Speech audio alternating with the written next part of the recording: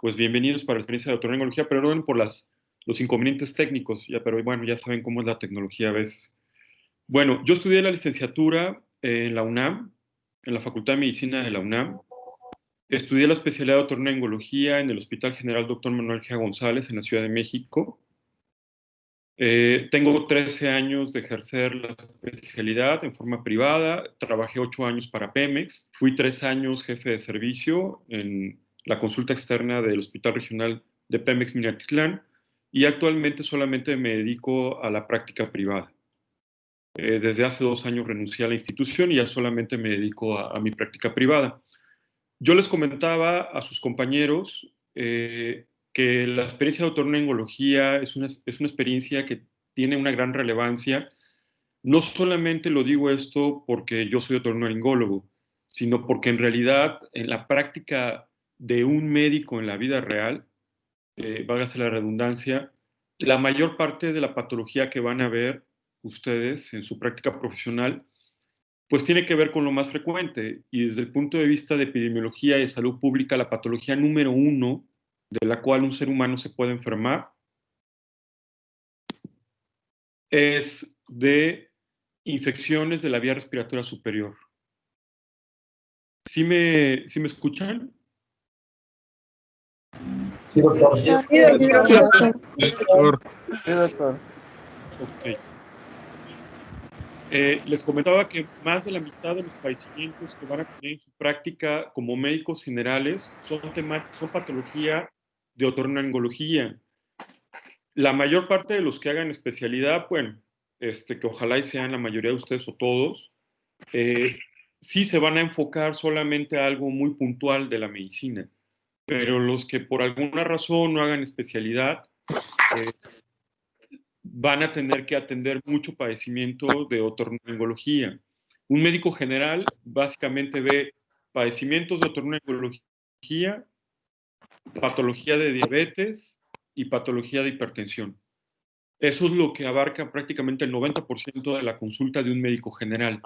Y ustedes están estudiando la licenciatura de Medicina General. Entonces, este tema realmente es uno de los más importantes.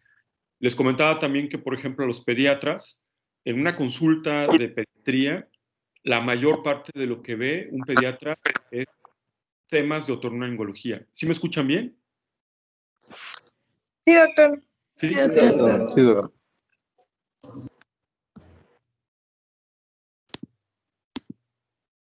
ya cambió la diapositiva, ¿verdad?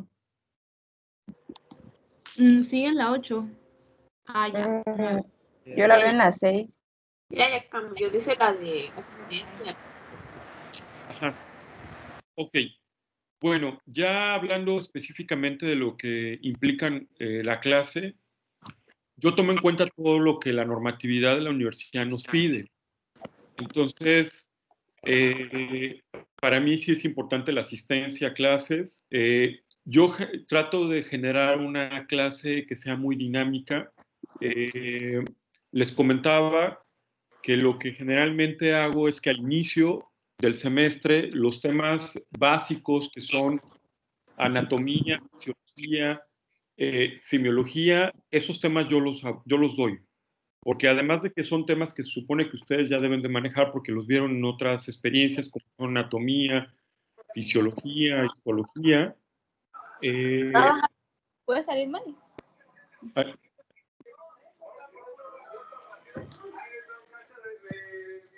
¿Sí me escuchan? Micrófono. ¿Alguien tiene el micrófono abierto? Sí, alguien tiene el micrófono activado. Ok, entonces yo doy los primeros temas de materias básicas. ¿Y por qué los doy yo? Porque sí quiero tocar los temas más importantes y además lo que puede ser relevante para su práctica. A mí sí me interesa que lo que ustedes de conocimientos adquieran en esta experiencia sean realmente temas que sí les sirvan para su práctica real. Yo lo que he hecho es que a través de lo que yo he experimentado como médico y de lo que veo de errores de otros médicos, sobre todo médicos generales, me he ido dando cuenta cuáles son los puntos débiles que tienen los médicos generales. Entonces, es lo que yo recalco, resalto en cada vez que revisamos algún tema. Entonces, la anatomía, la fisiología y la semiología que yo les voy a dar, básicamente está enfocada a precisamente tratar de otorgarles esos temas en los que los médicos generales están mal preparados para que precisamente ustedes no cometan esos mismos errores. Es repasar algo muy puntual dirigido a las debilidades que lamentablemente la mayor parte de los médicos generales tienen. Ajá, y que por alguna situación en su formación de manera sistemática se repite. Entonces, mi objetivo es tratar de fortalecerlos a ustedes específicamente para que no tengan esas mismas debilidades. Entonces, sí enfoco los temas a un nivel de medicina general, porque estamos en una licenciatura de medicina general, pero realmente es lo más importante.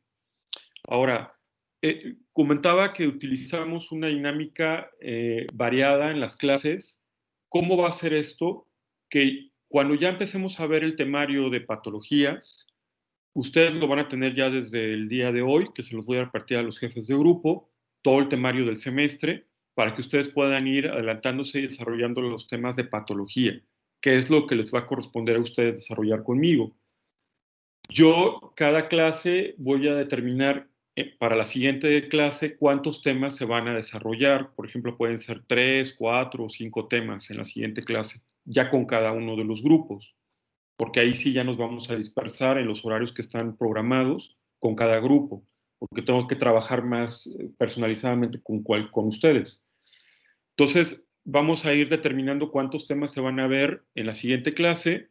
Ustedes, si yo les digo son 3 temas, tienen que preparar 3 presentaciones en diapositivas de los 2, 3, 4 o 5 temas que designemos previamente y deben de llegar ya estudiados en cada uno de esos temas. ¿Por qué? Porque yo a través de un sistema aleatorizado vamos a seleccionar a alguno de los alumnos, que no sabemos quién va a ser, puede ser cualquiera de los integrantes de cada grupo, y ese alumno va en ocasiones a utilizar las diapositivas y en ocasiones a través de otras dinámicas que no la van a saber hasta ese momento, utilizando los conocimientos que ustedes ya estudiaron previamente, van a desarrollar el tema.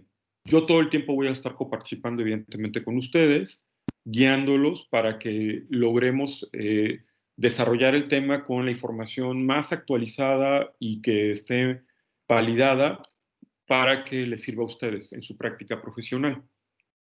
Yo tomo en cuenta todo, las participaciones voluntarias para mí son muy importantes, pero sí déjenme aclararles que a lo largo de todos los años que he estado dando clases, me ha tocado estudiantes que son muy participativos, pero lamentablemente a veces la información que buscan ya está caduca, no es la actualizada, o es incorrecta, o no entendieron bien lo que estudiaron y participan. Entonces, esa participación, pues bueno, no es una participación valiosa. Entonces, a mí sí me interesa que sí participen, pero teniendo un conocimiento bien validado. Entonces, ustedes que son una generación que supone que son expertos en el manejo de las búsquedas en Internet, de acceso a toda esta información digital, deben de tener la capacidad, y aparte al nivel que se encuentran ustedes en el 7º o 9º semestre, de poder hacer búsquedas que los lleve a resultados con información valiosa. Y deben de tener ustedes ya desarrollado diferentes métodos para poder precisamente verificar la información, descartando la información que no es valiosa y quedando únicamente con la información valiosa. Eso se llama medicina basada en evidencias y eso es algo que supone que ustedes ya para este nivel deben tener desarrollado. Entonces, sí tomo en cuenta las participaciones y se va generando una especie de puntaje, sobre todo son valoraciones valiosas, participaciones valiosas, y eso al final del semestre evidentemente les va a aportar un incremento en su calificación final. Entonces, ojalá y sean muy participativos. Como les comento en ese párrafo, siempre me gusta que utilicen información actualizada de calidad. Los estudios de medicina basada en evidencias dicen que el 95% de la información que está en Internet, hablando de información médica, es incorrecta. Entonces, evidentemente es un mar de información enorme. Es fácil perderse entre tanta información, pero como les comento, ustedes ya deben tener sus habilidades desarrolladas para poder diferenciar la información que sí es de calidad, de la cual no tiene un sustento científico y por lo tanto no es de buena calidad. No sé si tengan alguna duda, alguna pregunta de esto que les comenté de cómo podrían ser las clases, cómo van a ser más bien. ¿Alguien? Doctor, buenos días. Una pregunta. ¿Quiere que abarquemos también, cuando hablemos de la patología, en específico, semiología, estudios complementarios? O sea, ¿hasta qué tanto quiere que profundicemos en los temas? O Sí, que sean... Exacto, muy buena pregunta. Pues miren, acuérdense que estamos a nivel de medicina general. Las presentaciones y los temas que ustedes deben desarrollar deben estar con un enfoque de médico general. Me ha tocado presentaciones donde empiezan a hablar de estudios genéticos en ratas o en células o en gusanos, y pues eso realmente es algo para fines experimentales. No es algo que en general pueda ser útil para la práctica de un médico general. ¿Qué tanto van a profundizar en pocas palabras? Lo que ustedes consideren que sea valioso para la práctica de un médico general. Por ejemplo, esta es una especialidad médico-quirúrgica. Entonces, luego de repente me desarrollan las diferentes técnicas quirúrgicas. Me presentan los abordajes quirúrgicos, los criterios para realizar una u otra técnica. Pues eso no es de medicina general, porque un médico general no opera. Ajá. Entonces, ustedes deben de buscar información de nivel de medicina general. Ajá. Eso es lo que deben de profundizar. Hasta ahí, hasta donde le compete al médico general. Bien sustentado, bien validado, con eso es suficiente. No sé si Muy quede bien. clara la respuesta. Sí, doctor, muchas gracias. ¿Sí cambió la diapositiva? Sí, doctor. Sí, doctor. Sí, doctor. Sí, como les comentaba, yo me baso en la normatividad de la universidad. Entonces, a nosotros nos piden para la calificación utilizar un porcentaje emitida por el profesor, otro por los departamentales y otro por clínica.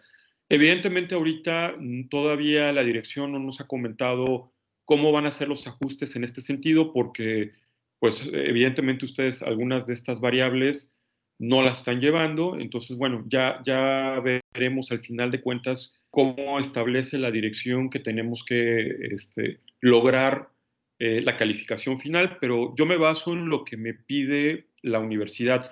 Y eso sí se los dejo bien claro porque todos los años pasa lo mismo. A la verdad me sorprende que sea repetitivo esto. Espero que ya en las generaciones de ustedes no esté ocurriendo esto, pero me platican en generaciones anteriores que había un cierto grupo de profesores que no tomaban en cuenta algunos de estos puntajes. Entonces, a veces les sorprende a los estudiantes al final cuando presento la calificación de ustedes que no era lo que ustedes esperaban. Y bueno, ya cuando revisamos de manera particular con cada uno, pues les termina sorprendiendo que haya tomado en cuenta el departamental, que haya tomado en cuenta ciertas cosas. Entonces, yo me baso en lo que me pide la universidad. Entonces, ustedes tomen en cuenta eso, porque algunos, les digo, generaciones enteras se quedan confiados de que, por ejemplo, antes los departamentales no los tomaban en cuenta, entonces si les iba muy mal o no le daban importancia a los departamentales y sacaban calificaciones muy bajas, pues ni siquiera no les iba a modificar nada su calificación final, y aquí sí terminaba modificándole su calificación final. Entonces, yo voy a tomar en cuenta lo que me digan por parte de la dirección, eh, para que ustedes también sepan que todo lo que nos pidan se considerará, ¿eh? No, la calificación no es 100% del profesor, evidentemente. Entonces, para resumir, la evaluación mía va a considerar todo. Prácticamente se establece por los porcentajes de la normatividad de la dirección. La calificación ya específicamente del profesor pues está integrada por las presentaciones dinámicas que vayamos haciendo con cada uno de ustedes en cada uno de los temas de patología, las participaciones voluntarias que ustedes aporten de forma valiosa. Generalmente yo les hago 2 exámenes escritos, bueno, ahora van a ser a través de estas plataformas virtuales. Con respecto a precisamente lo que preguntó su compañero hace un momento, les vuelvo a reiterar, ustedes deben enfocarse a que estamos a un nivel de medicina general, entonces lo que me interesa es eso, que ustedes adquieran los conocimientos en esta experiencia de nivel de medicina general, no no de un especialista, ni tampoco de un proceso experimental. O sea, es medicina clínica de médico general. Uh-huh. Y ahora, una pregunta muy reiterada acerca de las referencias bibliográficas. Ahorita les voy a presentar el temario para que ustedes vean lo que la universidad nos da y evidentemente se los enviaré a cada uno de los jefes de grupo para que lo puedan tener todos los que lo deseen. Ahí viene las referencias que establece un consenso que hizo la Universidad Veracruzana por parte de todos los otorrinolaringólogos que participaron en un comité de desarrollo del programa, de esta experiencia. Van a ver que en esas referencias vienen ciertos libros de autores mexicanos, de autores internacionales, ciertas páginas de internet, ciertas normas oficiales mexicanas. Todo eso, por supuesto, lo pueden utilizar. Siempre me preguntan que si hay algún libro base. Déjenme decirles que sí existen algunos libros de autores mexicanos, sin embargo, la mayoría de ellos, por no decir que todos, realmente tienen grandes deficiencias, sobre todo en la actualización. El mayor problema de estos textos es que están muy poco actualizados. Y como ustedes lo saben, la medicina cada vez es más dinámica, está en constante cambio. Entonces, si nos basamos plenamente en esos libros de texto, en realidad pueden ustedes adquirir conocimientos ya totalmente caducos de hace 4 o 5 años, o si no es que hasta más de antigüedad. Entonces, no es, o sea, les puede servir de guía y la van a ver ahorita cuáles son los libros que establecieron, pero no puedo decir, por lo menos en mi clase, que hay un libro base así como tal. Yo prefiero que ustedes precisamente apliquen sus conocimientos de medicina basada en evidencias para hacer una estrategia de búsqueda de información en cada uno de los temas y puedan obtener la mejor información posible. Ajá. Y evidentemente ustedes al presentarlo y desarrollarlo conmigo, es donde yo los puedo orientar a ir precisamente discerniendo entre la información valiosa de la que no es. ¿Sí?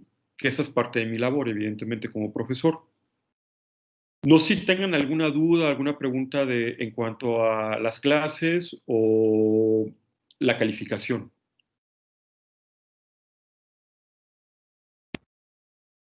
¿Las clases van a tomarse en esa Doctor, plataforma? Pues miren, sinceramente ya es la primera vez que yo manejo esta plataforma.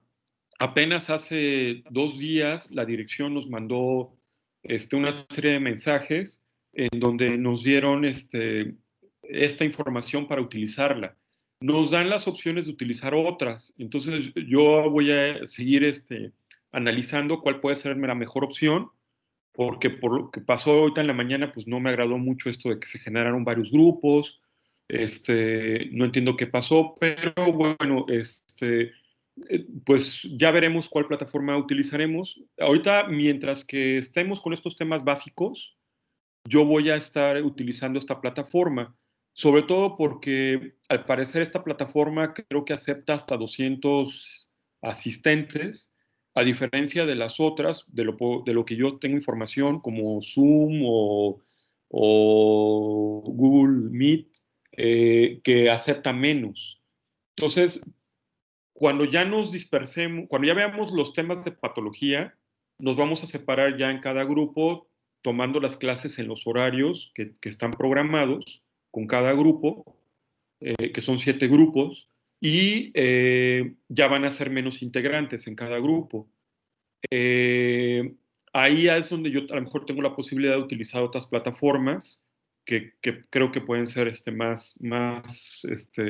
de mejor utilización, mejor dicho.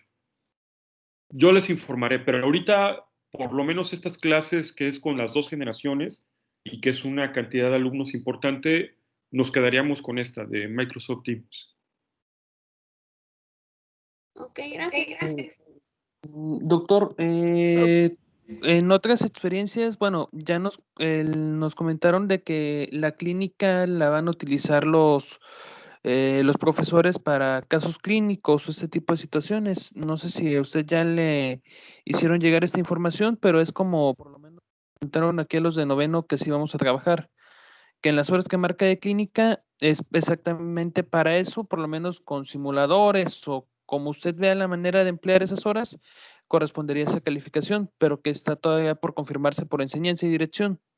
Sí, es que no nos han confirmado. Por eso les digo, ya me ha pasado en otras ocasiones de que de repente al inicio del semestre nos dicen algo y conforme va avanzando el semestre cambian.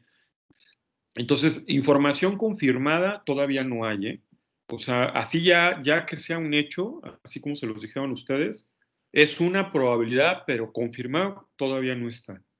Entonces, yo prefiero esperarme a que me confirmen, que generalmente sí no lo tendrían que hacer así por escrito, y ya entonces eso es lo que les transmitiría a ustedes y en eso nos basaríamos.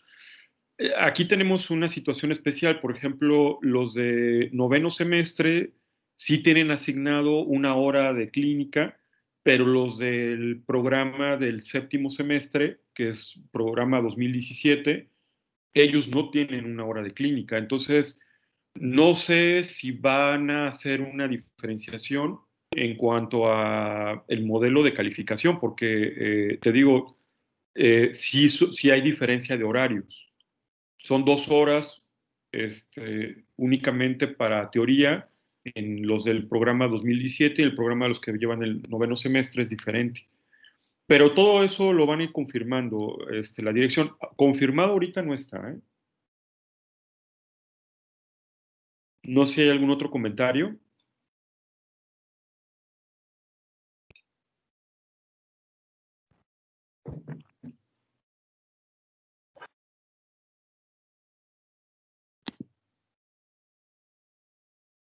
Yo creo que no, doctor, todo bien.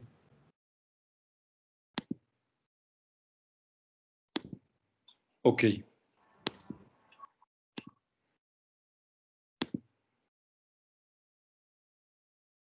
Ahora ven una imagen de Word. Sí, doctor. Sí, doctor. Bueno, este documento es el programa académico. Me fui al punto de los saberes, que es lo que nos pide la Universidad Veracruzana. Como pueden ver, este es el temario. En la parte teórica, el primer tema es semiología, exploración física de oído, nariz, senos paranasales, faringe, laringe, glándulas salivales. Y el tema 2 es patología, y ahí viene un desglose de los diferentes temas de patología diversos que vamos a ir desarrollando a lo largo del semestre. Sí están viendo el movimiento de la página, ¿verdad?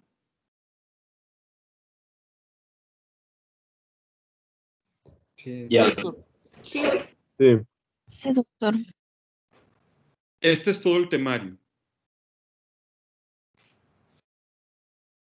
que corresponde para un médico general.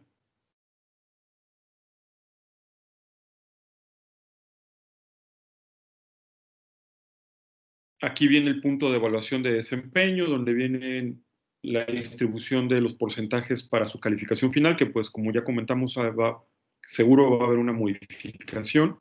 Y me voy a la última parte de fuentes de información.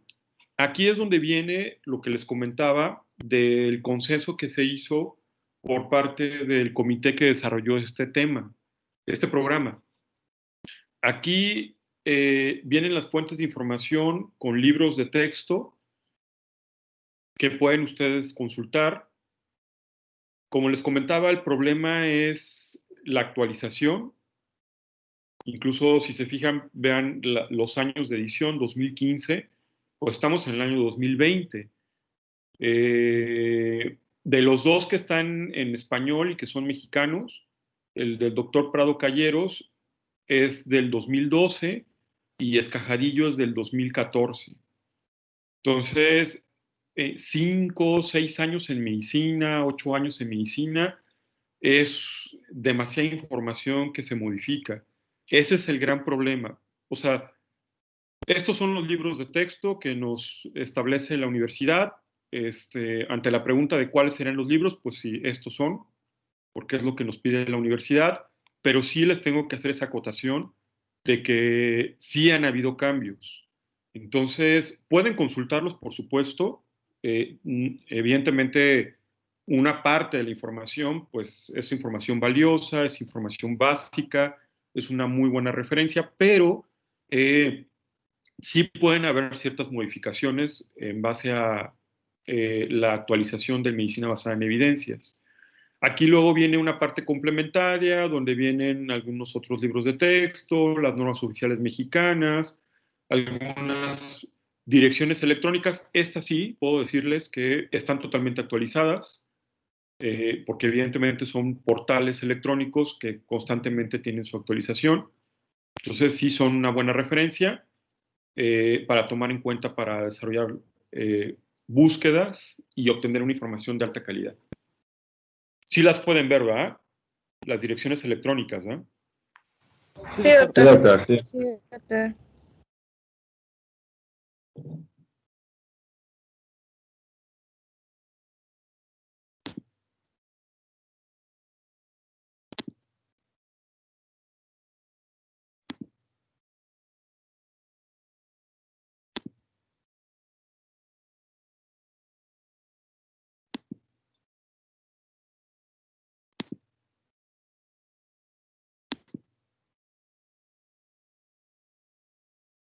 ¿Sí ven la diapositiva que dice anatomía y fisiología de oídos?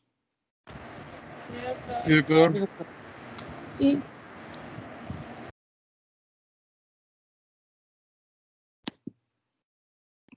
Ok, entonces como les comenté, yo voy a desarrollar el punto 1 del temario, que es anatomía, fisiología y semiología de todas las áreas que corresponde a la esfera de tratamiento de otorrinolaringología, y la parte de patología la vamos a desarrollar en conjunto, ustedes conmigo. Entonces yo les voy a dar esta parte, que es la parte inicial, y luego ya desarrollaremos lo demás.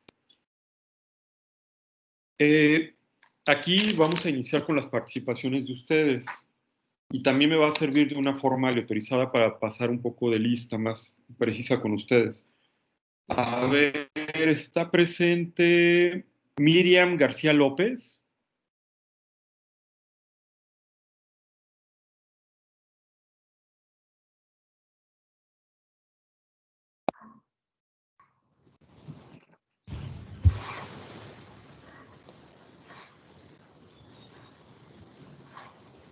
¿Está Miriam García López?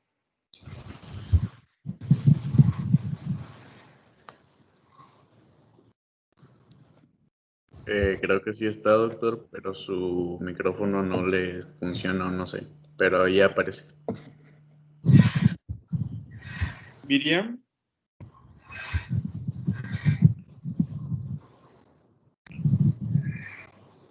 Buenos días, sí, Buenos días, Miriam García. sí. A ver, Miriam, bueno, vamos a iniciar con oído. A ver si nos puedes recordar cuáles son las divisiones anatómicas del oído. Sí.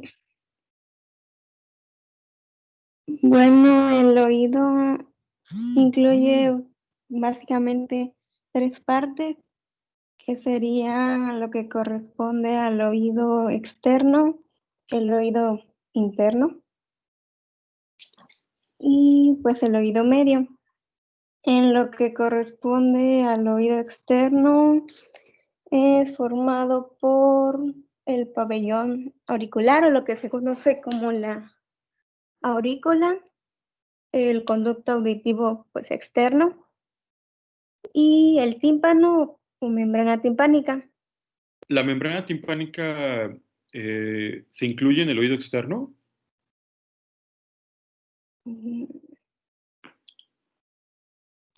Bueno, es que eso es lo que separa el oído externo de lo que sería el oído medio. Ajá, ¿y en qué región la ubican? La mayor parte de los anatomistas. ¿En el oído externo o en el oído medio?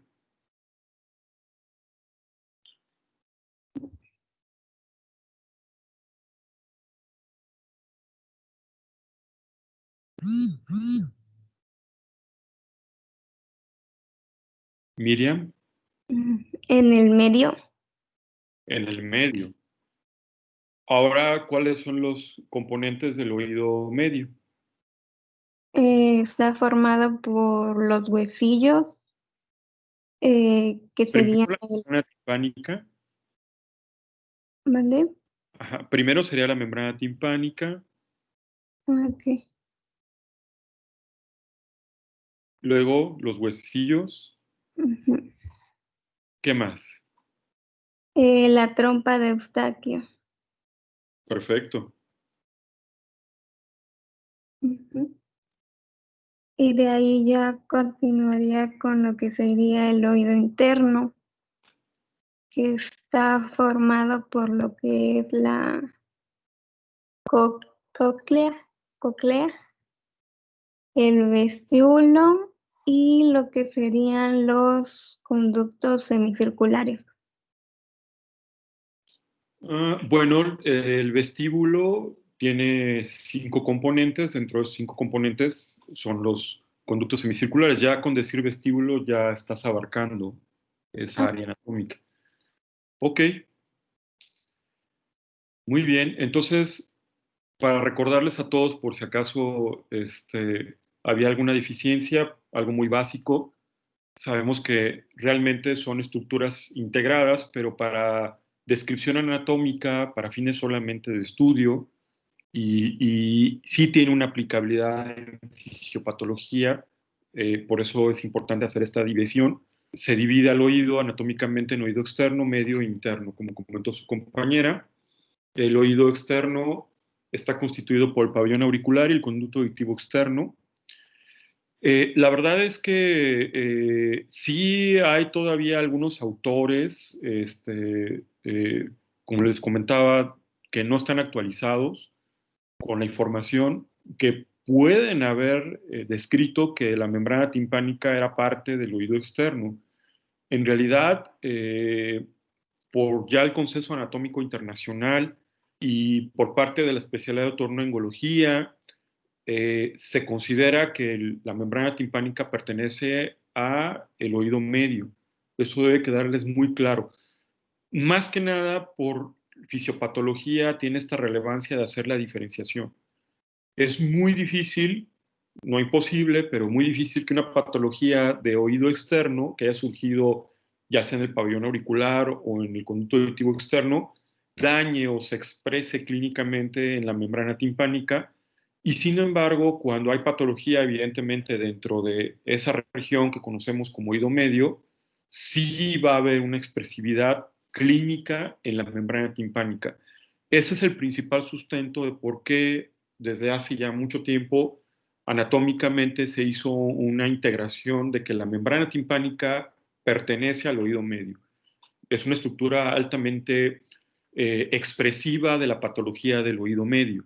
Entonces, para ustedes debe quedar muy claro, no de dudar, como sucedió con su compañera, de que la membrana timpánica es parte anatómica del oído medio. Además, está la cavidad timpánica, está otra estructura que se llama cavidad de mastoides, los huesillos y la trompa de Eustaquio.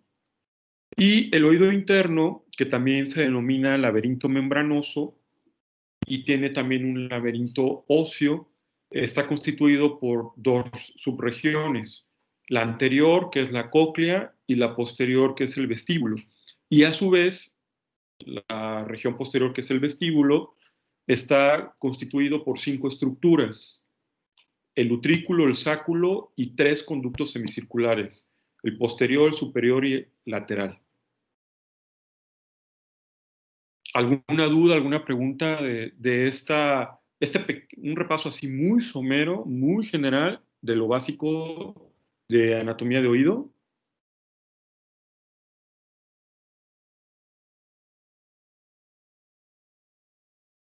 Ninguna, doctor. No, doctor, gracias. Ok, ahora vamos a otro grupo. A ver, Hugo Armando Escanga, perdón. Sí, doctor. ¿Qué tal? Buenos días. A Buenos ver, días. platícanos acerca de la fisiología de oído. ¿Cuáles son sus funciones primero? Bueno, a través del oído también se va a dar parte de la función del equilibrio. Tengo entendido que forma muy buena parte de esto la estructura que ya había mencionado anteriormente, que eran la porción membranosa y la porción ósea del oído interno, que dentro de estos hay ciertas estructuras que al conectarse estas con los huesecillos, formando parte del sistema de audición, pueden ayudar al sistema del equilibrio. Pero entonces, en los conocimientos que tú tienes, ¿los huesillos participan en el equilibrio? No literalmente, sino bien que a través de ellos se van a emitir las vibraciones y que dentro de los conductos membranosos y óseos se van a dar todos estos procesos que tienen que ver con ciertos receptores que se encuentran dentro de. Bueno, en términos generales, cuando se habla de fisiología de oído, se establece que tiene dos funciones. De manera concreta, ¿cuáles serían las dos funciones?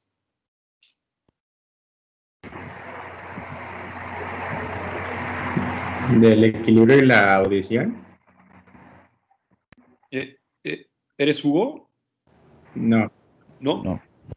Equilibrio y audición. Fíjense que esto, por eso me gusta hacer este ejercicio, es el concepto que se tiene por la mayor parte de los médicos generales. No es, tiene un error. El equilibrio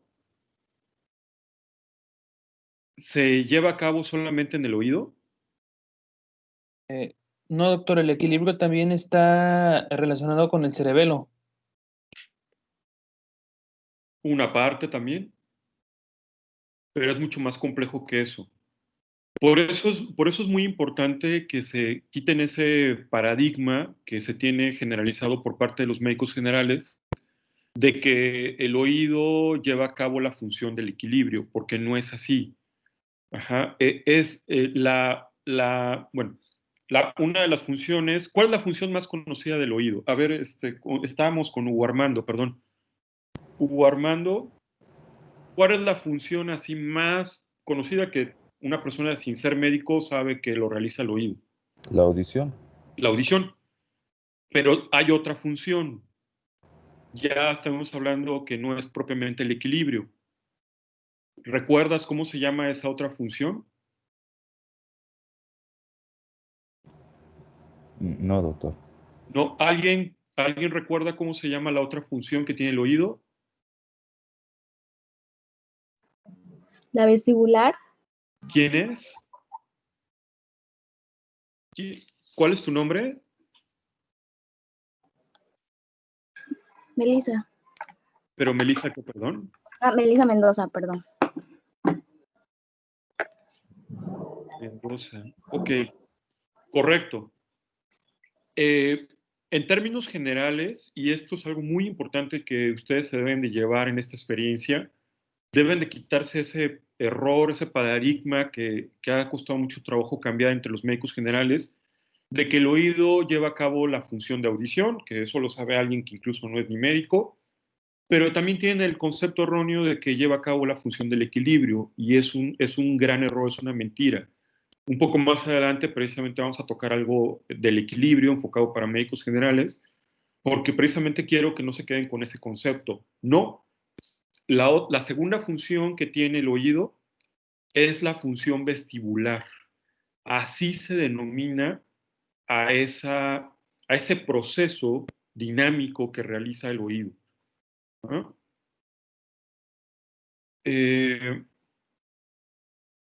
Para ir adelantándonos, en términos generales, las áreas anatómicas que llevan a cabo la función auditiva, que es una de las dos funciones del oído, participan todas las estructuras del oído externo, todas las estructuras del oído medio, y del oído interno lo lleva a cabo la cóclea. En cambio, la función vestibular, que es la segunda función y que es mal llamada función del equilibrio, que quítense por favor ese paradigma erróneo, función vestibular, así se denomina, la segunda función que tiene el oído, solamente se lleva a cabo en el oído interno y específicamente por los 5 órganos vestibulares, que son, recuerden, el utrículo, el sáculo y los 3 conductos semicirculares. ¿Alguna duda, alguna pregunta hasta aquí?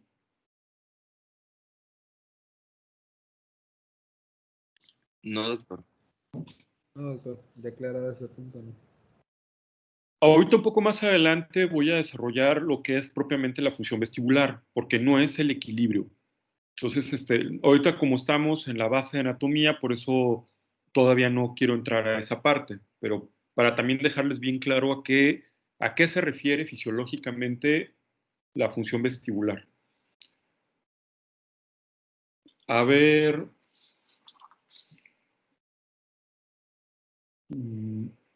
Héctor Daniel Aparicio.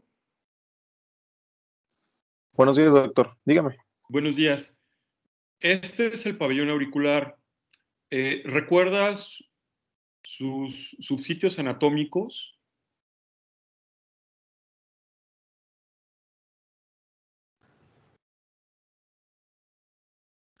No, doctor, no los recuerdo.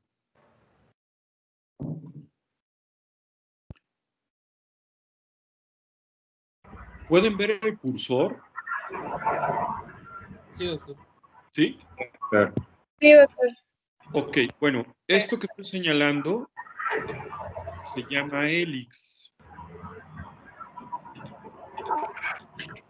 La porción inferior, que es la única parte del pabellón auricular que no tiene cartílago.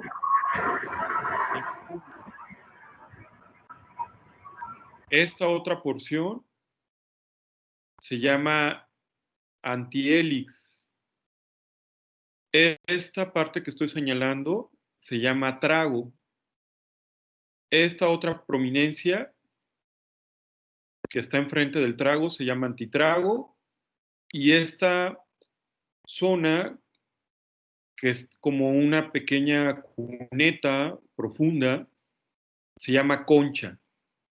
Y a su vez, la concha antecede al orificio anatómico del conducto auditivo externo. Esos son los subsitios anatómicos del pabellón auricular.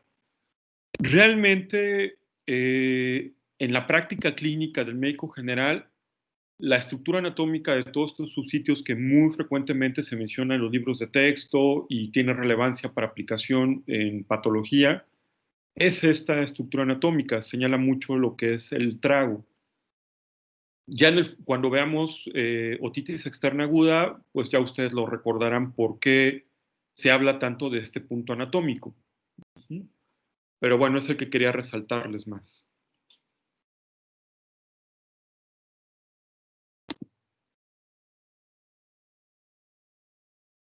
A ver, Mariana Elena González, Xolo.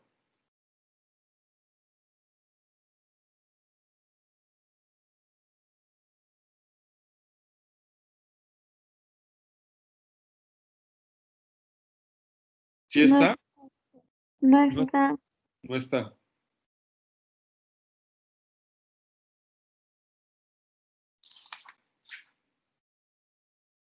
Martín González.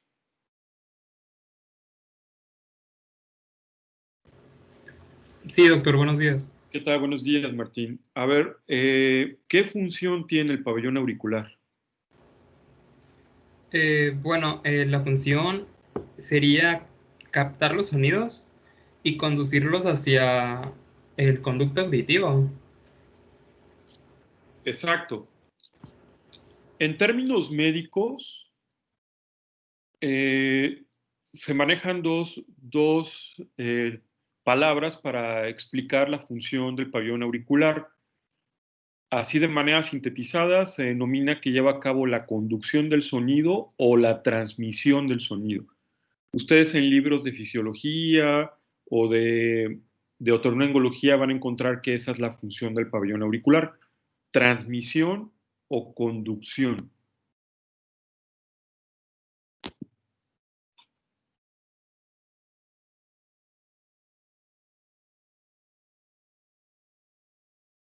Carolina Reyes Flores. Sí, doctor. Buenos días. Buenos días. A ver, ¿qué nos puedes platicar de la anatomía del conducto auditivo externo? Bueno, que ahí es donde se encuentra pues el conducto auditivo externo. Está en su parte superior, ahí se aprecia el hueso temporal.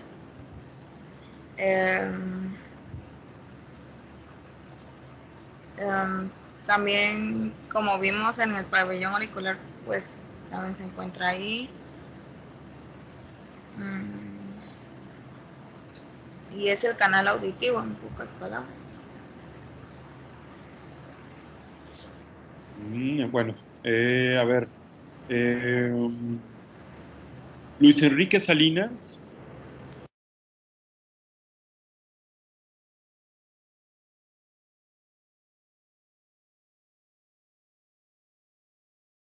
Luis Enrique.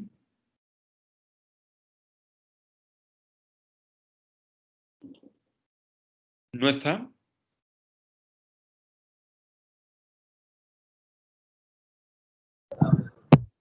Sí, doctor, sí. ¿Qué tal? Buenos ¿Se me días. escucha? Sí, claro.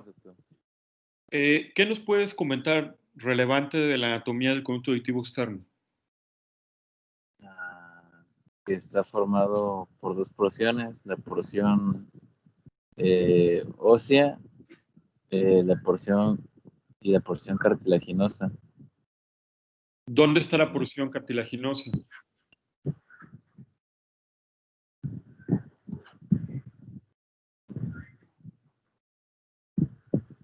Pues, como más externa. Es la parte externa, exactamente, el tercio externo.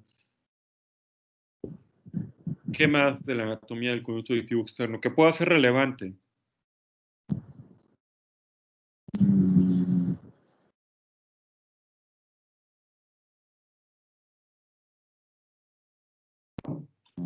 No recuerdo, doctor, no recuerdo más. Ok, bueno, miren. Como les comenté, yo me voy a enfocar a desarrollar los temas para fines de un médico general. Y sobre todo para que tengan conocimientos que puedan ser aplicables en la vida real, en la clínica. Eso es lo que me interesa, que no voy a desarrollar tanto cierta anatomía o ciertos conocimientos fisiológicos para un examen de anatomía, un examen de fisiología o simple cultura general. No, sí me interesa que sea enfocado a algo práctico, que sea sustantivo y que sí le sirva. Ok, de lo relevante que tiene el conducto auditivo externo que puede servir es que está dividido para su análisis en tercios. El tercio externo es una porción ancha, tiene paredes de cartílago y la piel que se encuentra cubriendo ese tercio tiene una modificación histológica en donde las células sudoríparas son células convertidas a especializadas en productoras de cerumen. Esa es lo más relevante que les puede servir para fines de la práctica médica de lo que es el tercio externo del conducto auditivo externo. Luego el tercio medio, que tiene paredes óseas tiene la característica de que es la parte más estrecha del conducto auditivo externo. Hay un estrechamiento en su diámetro y eso es relevante. ¿Por qué? Porque cuando uno explora el conducto auditivo externo, muchas veces uno se topa con el estrechamiento que hay en esa zona anatómica y uno tiene que librar ese estrechamiento. Entonces es importante que ustedes recuerden eso, que en la porción media del conducto auditivo externo es natural que haya precisamente una zona más estrecha. Y luego viene el tercio interno, que también está constituido por paredes óseas y que hay un ensanchamiento en su lumen, en su diámetro, y está contiguo a la membrana timpánica.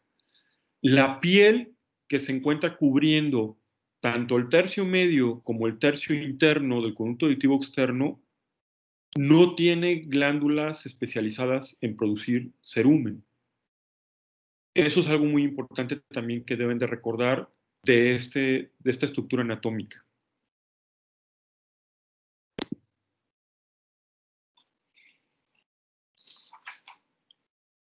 A ver, Alan Bellman. Sí, doctor, aquí estoy. ¿Qué tal? Buenos días. ¿Cuál es la Buen día. función del conducto auditivo externo? Es, pues como su nombre lo dice, conducir las vibraciones el sonido que el pabellón auricular ya ha captado. Así es. También es una función similar, ya sea de conducción o de transmisión del sonido. Correcto. A ver, tú mismo, contéstame esta pregunta. ¿El cerumen es un desperdicio o tienen alguna función en el oído? Pues hasta donde tengo entendido, sí tiene una función, la cual sería protectora de que no entren partículas extrañas y aparte la lubricación del oído. Ajá, o sea, que no es una protección mecánica de que no entre nada y lubricación, ¿nada más?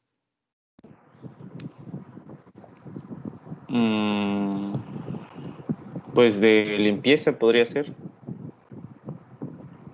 De limpieza, pero ¿cómo lo realiza? ¿Cómo lleva a ejecutar esta función? Pues a través de los movimientos ciliares va a desplazar las micropartículas con ayuda del cerumen también. O sea, sí, con ayuda del movimiento ciliar. Esto está un poco difuso, no tan claro. A ver, ¿alguien más que quiera participar? ¿Cuáles son las funciones del cerumen? Doctor, buenos días. Sí, buenos días. Bueno, yo tengo entendido que también el cerumen se encarga de controlar la temperatura del aire, o sea, que sea igual dentro o fuera del conducto externo. No, realmente no tiene una función termorreguladora. ¿Alguien más que quiera participar?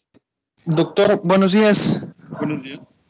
El cerumen también llega a tener una función bactericida por ciertas enzimas que tiene que evitan que el crecimiento de hongos o bacterias dentro del canal auditivo externo. Pero específicamente, ¿qué sustancias tiene o cómo lo realiza? Tiene, recuerdo que tiene algunos ésteres de algunos ácidos estéricos que son los que evitan la proliferación, pero sería todo lo que recuerdo, doctor. Ok. Bueno, entonces se debe a que tiene lisocimas e inmunoglobulinas, doctor. Ok, ¿cuál es tu nombre? Nahum Domínguez Gil.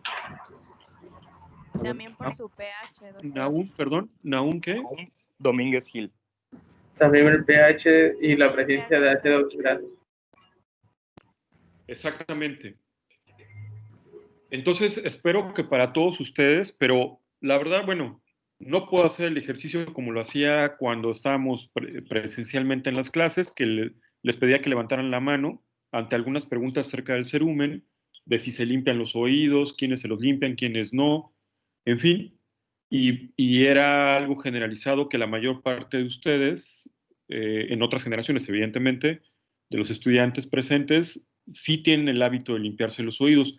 Espero que ustedes no tengan ese hábito de limpiarse los oídos, porque en la población en general, si se hace una encuesta o se revisa la vida real, la mayor parte de la población en México tiene el concepto de que el cerumen es un desperdicio. Inclusive déjenme decirles que yo conozco médicos que también tienen ese concepto, incluso son médicos especialistas, no otorrinolaringólogos evidentemente, son médicos de otro tipo de especialidades, y tienen el concepto de que el cerumen es un desperdicio. Es más, yo he conocido pediatras que han regañado a las madres de niños que llevan a consulta porque al momento de explorar el oído del paciente le encuentran cerumen en el oído y inmediatamente le hacen comentarios agresivos a la madre, regañándola de que cómo es posible que no limpie los oídos, señora, si los tiene bien sucios su hijo, que no lo baña, que no lo asea. O sea, porque tiene claramente el concepto ese pediatra de que el cerumen es un desperdicio y que lo normal es todos los días, igual que bañarse, retirarse el cerumen de los oídos. Entonces, espero que ustedes ya hayan roto ese paradigma que es generalizado en nuestro país, en la cultura de nuestro país, de que el cerumen es un desperdicio y que lo normal e higiénico es limpiarlo, porque es algo totalmente incorrecto. Ajá. Ya algunos de sus compañeros comentaron los fundamentos que demuestran de que el cerumen es un material que el cuerpo lo produce por algo y lo produce evidentemente porque tiene un efecto protector en el oído. En múltiples sentidos tiene efecto protector. Bueno, como ya les había comentado, en el tercio externo del conducto auditivo externo, la piel es una piel especializada. Hay una diferenciación histológica de este tejido en el cual las glándulas sudoríparas son transformadas en glándulas ceruminosas para producir cerumen, solamente en el tercio externo. Que les quede bien claro que ahí es donde se encuentran las glándulas ceruminosas.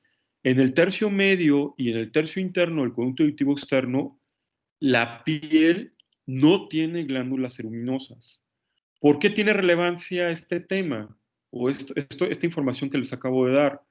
Porque eso explicaría que un ser humano en forma fisiológica, natural, solamente tenga la presencia de cerumen en el tercio externo. Si ustedes cuando exploran un paciente le encuentran cerumen en el tercio medio o en el tercio interno, eso significaría, les debe de indicar a ustedes como médicos que algo empujó el cerumen, lo desplazó al tercio medio o al tercio interno. Y eso inmediatamente les debe de advertir de que esta persona tiene malos hábitos.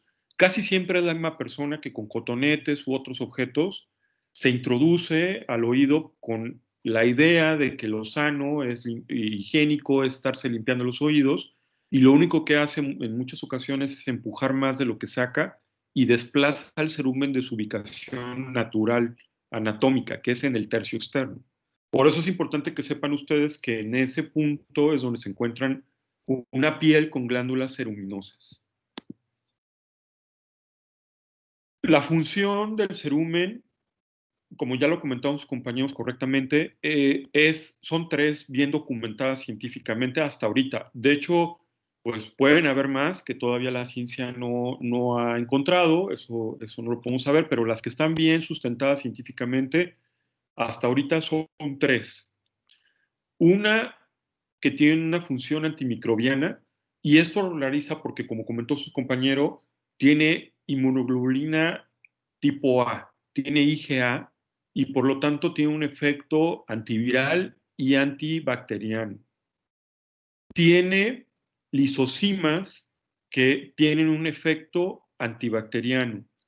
Y tiene un pH que no permite el desarrollo de hongos.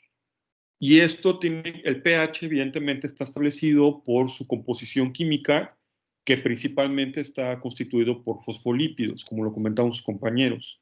Entonces, estas características fisicoquímicas que tiene el cerumen le otorga una función antimicrobiana muy importante para el oído externo. La cavidad del conducto auditivo externo, pues es una cavidad que está expuesta al exterior. Entonces es muy fácil que puedan entrar todo tipo de materiales, objetos y puedan generar infecciones. Entonces, gracias a estos componentes es que genera este efecto. Entonces es una estructura muy importante para el oído.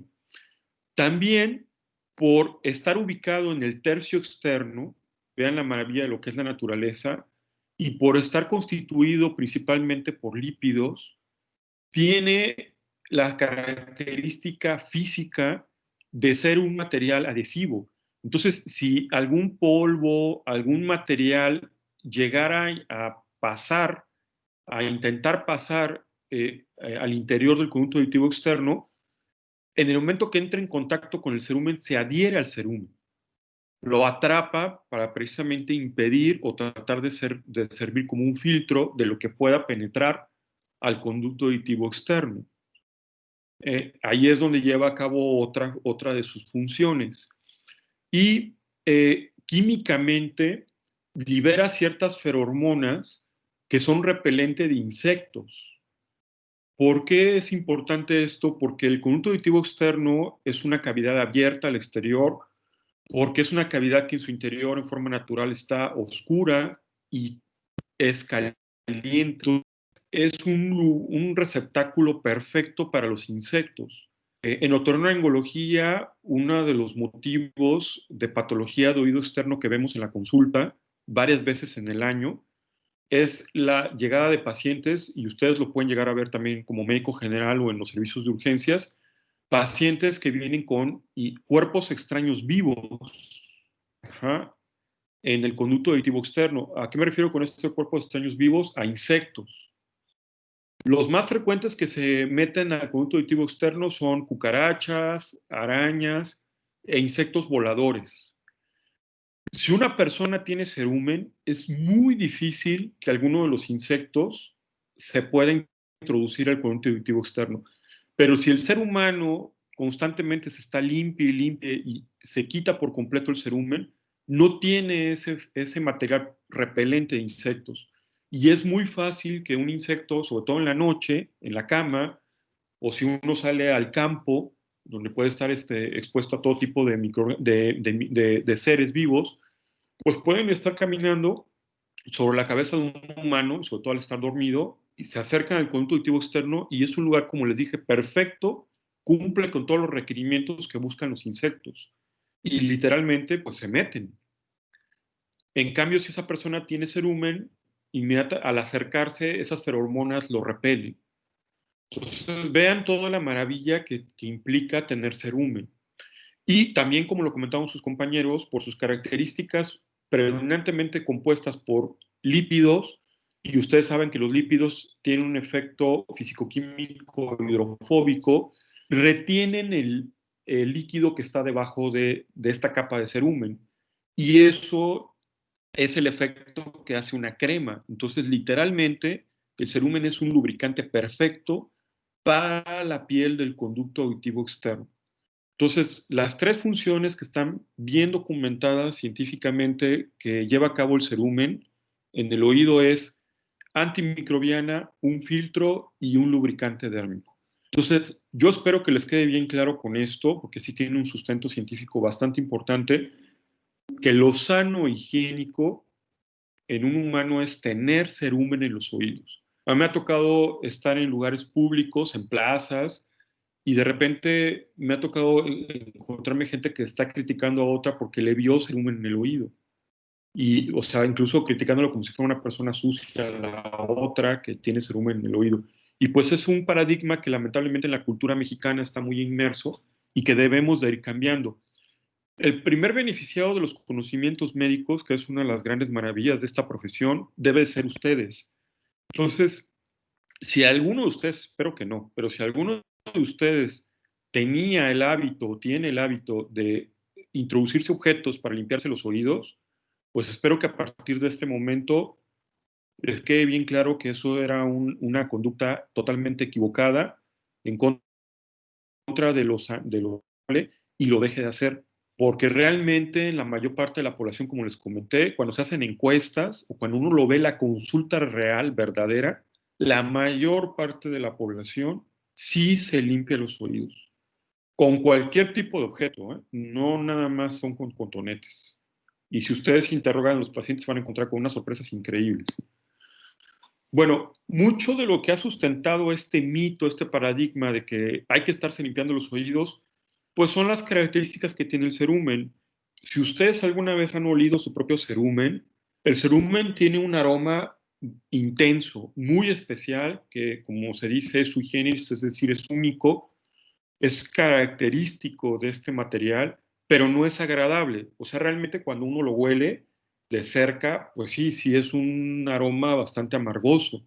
Pero precisamente estas sustancias que son repelentes de insectos es las que nosotros podemos percibir de ese aroma que nos protege al final de cuentas. También otra de las características que hace que las personas rechacen o se les haga desagradable el cerumen, pues es el color que tiene. El color puede variar dependiendo de la genética que tenga uno. Puede variar de un espectro de colores que puede ir de un amarillo hacia un café oscuro, pasando por diferentes tonalidades. Incluso déjenme decirles que desde el punto, ya hasta me voy a meter con otro tema de antropología, desde el punto de vista antropológico, evaluando el cerumen de una persona, uno puede suponer cuál es la predominancia de la genética de esa persona. Me refiero que si es de un origen, por ejemplo, anglosajón, de un origen africano, de un origen mestizo, de un origen asiático, porque también hay ciertas tonalidades características dependiendo de la genética de cada uno de nosotros. Entonces, bueno, es un punto nada más de cultura general del cerumen. Entonces, vuelvo a reiterárselo, lo sano y higiénico en el ser humano es tener cerumen en los oídos. Ahora viene una pregunta importante que siempre se hace en relación a este tema del cerumen. Cuando nosotros le explicamos a los pacientes que no se deben de limpiar los oídos, es muy frecuente que el paciente nos pregunte, bueno, y entonces, doctor, ¿cómo me voy a limpiar? ¿O qué a poco se va a retacar todo el oído de cerumen? ¿O qué pasa ahí? ¿O cómo sale el cerumen? Porque las personas, aunque no sean médicos, se dan cuenta que el oído produce y reproduce y vuelve a producir cerumen. Es una producción constante, no es estático. Entonces, las personas por eso también se imaginan de que si no se lo sacan ellos el cerumen, el oído se va a taponear totalmente de cerumen. Y pues la naturaleza tiene equilibrios y evidentemente es mucho más sabio de lo que somos los humanos. De forma natural, el oído, específicamente el conducto auditivo externo, tiene un sistema de recambio, de autorrecambio, y no requiere de la intervención de la mano humana. ¿Cómo es que el cerumen se puede autoeliminar? Pues lo hace porque de forma natural, fisiológica, y aquí incluso vamos a recordar algo de conocimientos de histología. Si ustedes recuerdan, la piel tiene diferentes estratos, donde la célula va madurando hasta que llega al estrato superficial, que es el estrato córneo, y se descama, se desprende, como una célula muerta. Eso sucede en casi toda la piel de la economía del ser humano, excepto en la piel del conducto auditivo externo. Como les comentaba, esta piel es una piel especializada, tiene ciertas diferencias con el resto de la piel humana, del resto del cuerpo, en donde también tiene la célula epidérmica su proceso de maduración de las capas basales y va pasando por los diferentes estratos ascendiendo, pero cuando va a llegar a tener la conversión al estrato córneo, en ese estrato tiene una migración. La célula empieza a moverse ya en un eje vertical ascendente, sino tiene una migración lateral. Las células se empiezan a desplazar en el último estrato previo al córneo de la piel que está contactando la membrana timpánica hacia el exterior, hacia la concha del pabellón auricular, que es ahí donde se lleva a cabo la descamación. Este movimiento, esta migración de medial a lateral de toda la piel del conducto auditivo externo es lo que va generando la salida del cerumen. Ajá. Entonces, el cerumen se produce en el tercio externo, en cierto tamaño, cierto volumen, y conforme empieza a haber la migración de la piel, esta migración va empujando el cerumen hacia el exterior.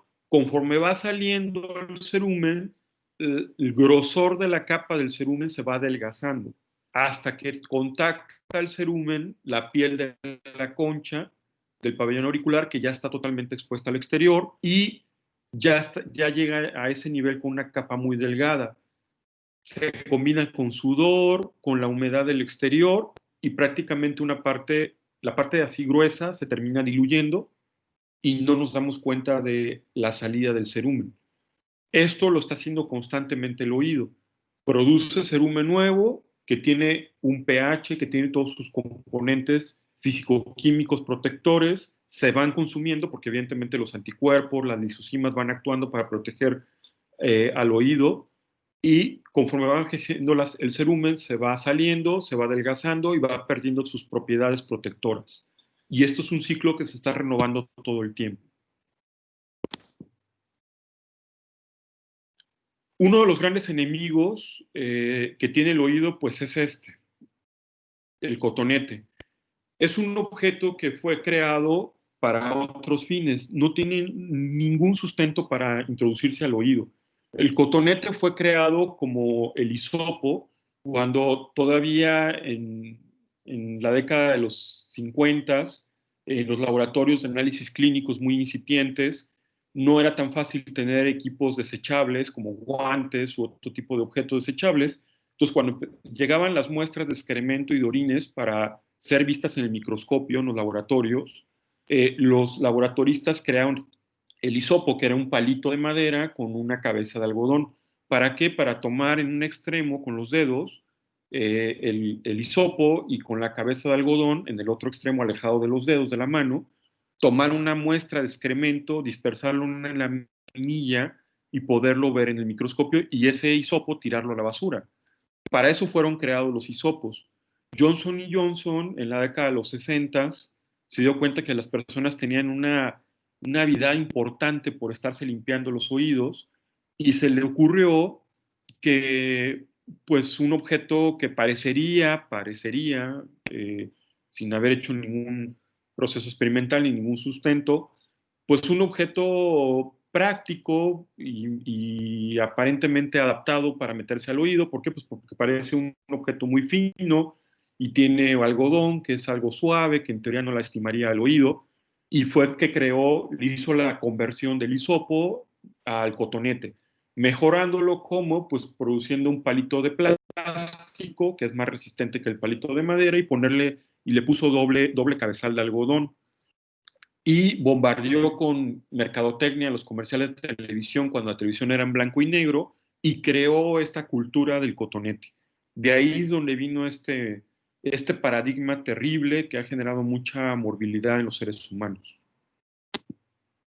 Como ven en esta imagen, el cotonete es un objeto que no está diseñado para el conducto auditivo externo. Es un objeto que por sus dimensiones, por su forma, lo que generalmente tiende a hacer en la mayor parte de los casos, sí hay excepciones, pero en la mayoría, lo que tiende a hacer es esto: desplazarse en sentido contrario al sentido en el que el cerumen debe irse desplazando para salir, y lo que genera pues es un amontonamiento de cerumen generando un taponamiento y que incluso puede darse la situación peligrosísima de que se puede introducir de más y terminar perforando la membrana timpánica. Entonces, no es raro que haya traumatismos incluso severos del conducto auditivo externo con daño al oído medio por el uso de cotonetes. Entonces, no es cualquier cosa, realmente es un objeto totalmente nocivo para el oído. Sí están viendo bien las imágenes, ¿verdad? Sí, doctor. Sí, doctor. Sí, doctor. Aquí les presento un círculo vicioso terrible y que explica mucho de la fisiopatología del oído externo. Fíjense bien nada más cómo algo tan simple genera una cadena de trastornos en la fisiología del oído externo y lleva a varias patologías. Empezamos con la porción superior del flujograma. Tenemos un paciente que le da comezón en el oído, tiene prurito. Lo habitual, utiliza cotonetes, pero les digo cotonetes como un simple ejemplo, ¿eh? Las personas se meten pasadores, plumas, lápices, llaves, clavos, tornillos, clips, los desenrollan para metérselos, ramitas de plantas que encuentran en el campo, lo que pueda entrar al oído se lo mete la gente, palillos, en fin, una cosa impresionante de variables que van a encontrar ustedes ya en la vida. Bueno, pero lo más común y lo que supuestamente se considera muy higiénico, los cotonetes, ¿no? Entonces, la persona por tener comezón en el oído se mete un cotonete o por una idea errónea de que hay que limpiarse los oídos se mete un cotonete y vean todo lo que genera. Al estarse metiendo el cotonete genera un traumatismo. ¿Por qué? Porque la piel del conducto auditivo externo no está diseñada en su fisiología y en su anatomía para que entren objetos sólidos. El conducto auditivo externo está diseñado para conducir o transmitir las vibraciones de micropartículas que están en el aire, que eso es el sonido, solamente para transmitir las ondas que se generan a través del sonido, no para objetos sólidos. Entonces, al momento de entrar, aunque sea un algodón del cotonete, está generando un trauma a esa piel.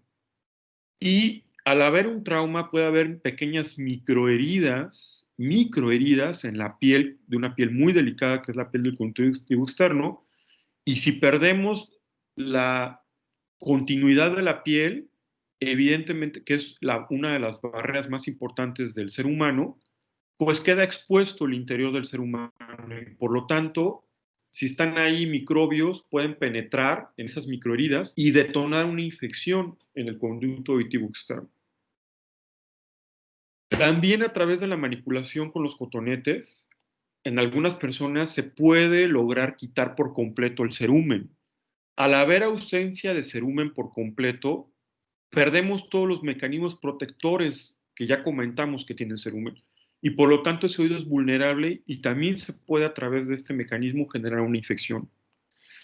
Como vimos en la imagen anterior, por la manipulación de cotonetes puede acumular cerumen y generar un taponamiento y eso también genera síntomas para el paciente y síntomas importantes. Muchos médicos a veces sorprenden creyendo que un tapón de cerumen no sería nada gravoso. Pues sí, es uno de los motivos más importantes de consulta de urgencias, de medicina general y de otorrinolaringología. Al haber un tapón de cerumen, que es un cuerpo extraño, genera prurito. Y el paciente al tener prurito se mete más al cotonete y entra en un círculo vicioso del cual es muy difícil sacar, sobre todo si no está bien informado el paciente.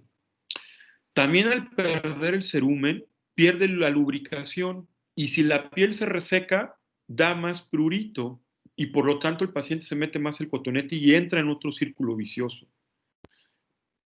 Como ya comentamos, si no está el cerumen, pues está vulnerable y se puede infectar. Y también un tapón de cerumen, al ir acumulando el cerumen y se va envejeciendo ahí el cerumen, pierde sus propiedades protectoras, se va secando y entonces, en vez de ser un objeto protector, se convierte en un fomite, del cual se le van adhiriendo todas las partículas, como les dije, tiene una característica adhesiva, se le van adhiriendo diferentes partículas y entonces se convierte en un fomite y eso también a su vez genera infección. Y el paciente entra en un círculo vicioso terrible de múltiples patologías que padece y padece y padece el paciente, simple y sencillamente, ¿por qué? Porque se está metiendo objetos al oído. ¿Alguna duda, alguna pregunta hasta aquí? Yo tengo una duda. Entonces, cuando sentimos, o bueno, al menos en lo personal, yo admito que sí lo hago, sí me limpio los oídos, pero ya es como una costumbre que yo tengo. Entonces, cuando yo sienta el oído así como sucio o grasosito por el cerumen, ¿eso va a ser normal siempre? Así es. Si tú no te tocas el oído, o sea, bueno, tú ya me comentaste que tienes el antecedente de que te estás manipulando. Ajá. Como tú te mueves el cerumen, lo puedes estar estancando, lo puedes estar retirando por completo, tú ya estás en este círculo vicioso de aquí, mira. Y por eso vas a seguir sintiendo molestias en tu oído. Al momento de dejarte de manipular el oído va a recuperar su homeostasis, su equilibrio fisiológico. Y entonces el cerumen nuevo va a empezar a neutralizar todas estas partículas que te pueden estar generando irritación. El oído va a recuperar su autorrecambio de cerumen, entonces solito va a empezar a sacar el cerumen, ya no va a estar tan reseco el oído y vas a empezar a dejar de sentir molestias. Al inicio, todavía puedes llegar a sentir molestias, al inicio de dejarte de tocar el oído, pero conforme tú te mantengas firme y no te estés tocando el oído, solito el oído va a recuperar su homeostasis. Entonces, déjenlo, o sea, el cuerpo humano y la naturaleza, pues es más sabia que nosotros, los humanos. Entonces, no lo toquen, así de fácil y sencillo. Parece medio burdo porque a los pacientes esperarían una respuesta sofisticada de un médico. Oiga, doctor, entonces, ¿qué le tengo que hacer al oído? Nada, absolutamente nada. Déjelo solo y el oído tiene sus mecanismos naturales. Entonces, lo que tú tienes que hacer es, bueno, a lo que tú me preguntaste, esa sensación sí es natural. Lo que tienes que hacer es simplemente ya no tocarte el oído, puede que todavía tengas una temporada de sintomatología, pero que con el tiempo solito se va a ir quitando. Y no es muy tardado tampoco, ¿eh? ¿Alguna otra duda o pregunta? Doctor, una pregunta. Normal, bueno, no sé si ahora con lo que usted nos está diciendo ya me comenzó a generar la duda, pero muchas veces me ha tocado ver que en práctica general hay algunos doctores que recomiendan hacer lavados ópticos, ya sea con agua destilada o incluso con agua oxigenada. En casos como usted los que mencionó, cuando se atora algún insecto, cuando se atora alguna partícula, o en el propio en el propio tampón de cerumen. Esto entonces no está recomendado porque no. Sí es algo que yo he visto muy frecuente. Exactamente. Miren, en la década de los 80 hacia atrás, no había instrumentos metálicos muy finos, porque la tecnología de la metalúrgica era todavía muy primitiva, y entonces no había objetos diseñados propiamente para el oído externo. Y tampoco se tenían ahora otros aparatos como aspiradores que utilizamos. Entonces, ¿qué podía hacer un médico en aquel entonces? Estamos hablando de los 80s, del siglo pasado. ¿Qué se podía hacer cuando había objetos atorados en el conducto? Pues eran lo que tú me comentas, los lavados de oído. Y se diseñó una técnica, incluso la técnica está muy bien descrita, cómo era toda una serie de procesos que tenías tú que hacer para hacer el lavado del oído externo. En la década de los 90 se desarrollaron instrumentos especiales, se equiparon los consultorios de otorrinolaringología con unos muebles que tienen instalados unas bombas que succionan, o sea, y que generan un efecto de succión con instrumentos muy finos diseñados para oído, y desde los 90 se dejaron de hacer los lavados de oído, porque cuando haya algún objeto atorado, un cuerpo extraño de cualquier tipo, tapones de cerumen, que hay secreción en el oído purulenta, que hay hongos en el oído, un insecto, lo que quieras, adentro del conducto auditivo externo, nosotros utilizamos instrumentos específicos, especiales, para extraerlos, o utilizamos aspiradores. Déjenme decirles, yo me formé como otorrinolaringólogo en el siglo XXI.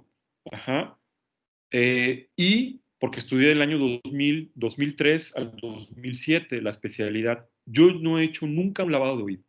Nunca. Sin embargo, es real que en la mayor parte de las unidades médicas, al no haber otorrinolaringólogos o tener equipamiento muy deficiente, como ustedes lo saben perfectamente bien que en México así estamos, ¿qué es lo que tienen a la mano? Hacer lavados de oído. Los lavados de oído están contraindicados en muchos sentidos porque al mojar el conducto auditivo externo, generalmente incrementas las infecciones. El otro problema es que si el paciente tiene una perforación de la membrana timpánica y lavas el oído, vas a introducir líquido hacia el conducto, hacia la cavidad timpánica, al oído medio, y vas a generar una patología que a lo mejor el paciente no tenía. O inclusive si es muy, muy brusco, porque el defecto enorme que tiene el lavado es que tú irrigas el agua a presión con una jeringa, pero la presión es al tanteo. O sea, no hay ningún sistema estandarizado que tú digas, le voy a poner 1 milibar de presión, o 2 milibares, o 2.5. No, cada quien al tanteo es manual, o sea, a la presión que tú sientas que es la adecuada. Y si te pasas de presión, puedes reventar la membrana timpánica. Entonces, hay muchísimas razones por las cuales los lavados de oídos se dejaron de hacer. Están totalmente contraindicados en la actualidad. Esa es la respuesta. Aunque sí, déjenme decirles que sí es muy común que lo vean en la práctica real. Pero no, si ustedes aplican la medicina moderna, no es lo adecuado hacer lavados y en la mayor parte de los casos están contraindicados. Máxime cuando hay infección, totalmente contraindicado, o cuando está perforada la membrana timpánica. ¿Algún otro? Gracias, doctor. No. Doctor. Sí. Buenos días. Buenos días.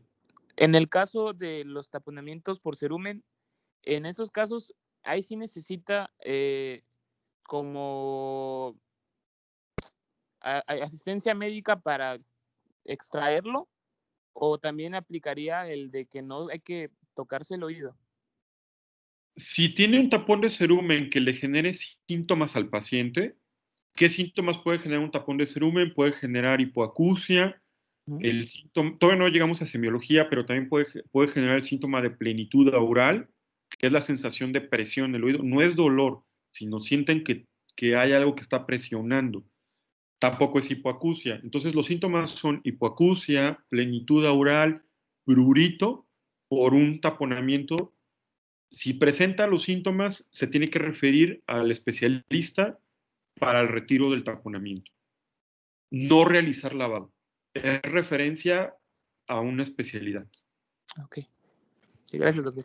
Ya también eso lo veremos, porque eso les digo ahorita, sí fue importante que aclaren sus dudas, pero lo vamos a ir desarrollando con más detalle en el futuro. Bueno, ya veo que son las 11 de la mañana. Pues hasta aquí nos quedaríamos. Vamos a seguir aplicando la misma dinámica. Como me preguntaron, ahorita mientras vamos a mantenernos en esta plataforma de Microsoft Teams. Espero que ya en la siguiente no haya otro problema. Voy a revisar bien qué pasó porque se generaron varias salas y eso también nos genera un retraso, pero bueno, ya en la siguiente vez espero que nada más se abra una sola sala y empecemos en punto para desarrollar plenamente el tema. Y nada más les pido de favor a los jefes de grupo que se pongan en contacto conmigo para que yo les mande el temario y también a su vez lo repartan con sus diferentes